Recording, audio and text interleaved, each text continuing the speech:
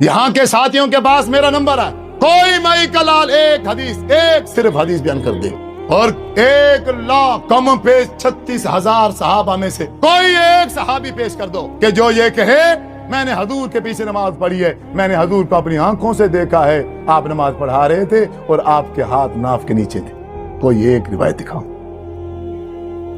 हजरत while बिन हुजर रज़ी अल्लाह ताला अन्हु फरमाते हैं, सर्दियों का मौसम था और ये 9 हिजरी में मुसलमान हुए, और 9 हिजरी के बाद कुछ महीनों के बाद आप सल्लल्लाहु अलैहि वसल्लम इस दुनिया से रुखसत हो गए।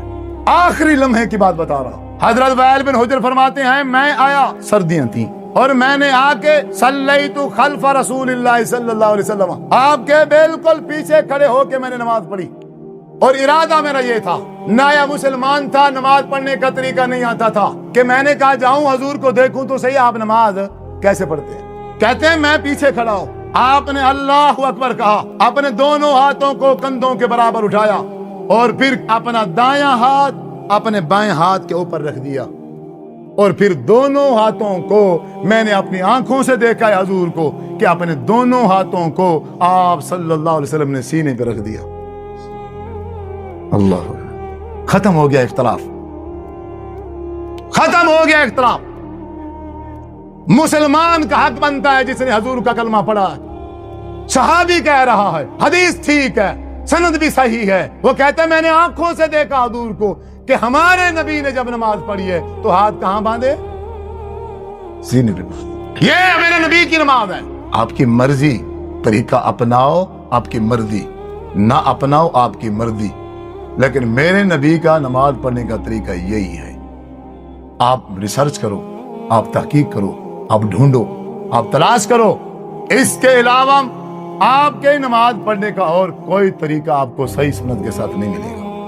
तो अजीज बुजुर्गों, नौजवान साथियों, आपसे सही गुजारिश है, एक भाई होने की हैसियत से मैं आपसे गुजारिश करूंगा, मेरे ज्यादा बुजुर्ग बैठे हैं, हर बंदे ने मर जाना है, बुजुर्गों से मैं बिलखुसूस कहूंगा, आप जिंदगी के आखिरी लम्हे में हैं, अगर आप अभी भी नमाज दुरुस्त नहीं की आपने, तो फिर कल क़यामत के दिन ये गुनहगार याद जरूर आएगा।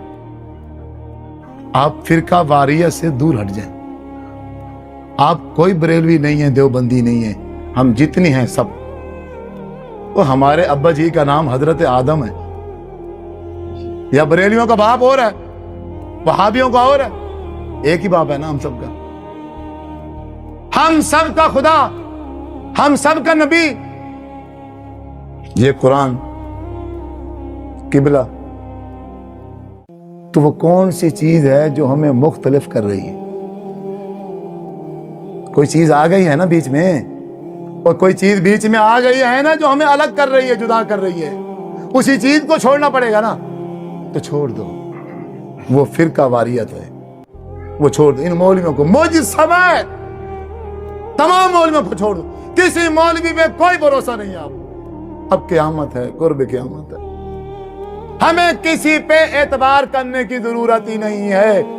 हम पर अल्लाह ताला का लाख लाख एहसान है कि उसने हम मुसलमानों को कुरान जैसी किताब अता कर दी है, और मुहम्मदुर रसूलुल्लाह सल्लल्लाहु अलैहि वसल्लम का फरमान हदीस की सूरत में हमारे पास मौजूद है। हमें किसी पे अब एतबार करने की जरूरत नहीं है। हम कुरान को तर्जमे से पढ़ें और मुहम्मदुर रसूलुल्लाह सल्लल्लाहु अलैहि वसल्लम के फरमान को हम अपनी आंखों से देखें और पढ़ें, दूध का दूध, पानी का पानी हो जाएगा। जो तरीका कुरान से, जो तरीका रसूलुल्लाह सल्लल्लाहु अलैहि वसल्लम के फरमान से मिल जाए, आप उसी को अपनाएं। आज ही से आप अपना मिजाज बनाएं। छोटी सी इबादत है या बड़ी इबादत है, करने से पहले आप उसका तरीका देखें हदीस से कि आप सल्लल्लाहु अलैहि वसल्लम ने इसको कैसे किया है। जो मेरा बुजुर्ग, जो मेरा भाई ऐसा करेगा, जन्नत उसकी मुंतज़िर है मरने के बाद, और जो ऐसा नहीं कर सकता वो मुमकिन ही नहीं है कि फिर मरने के बाद जन्नत जा सके।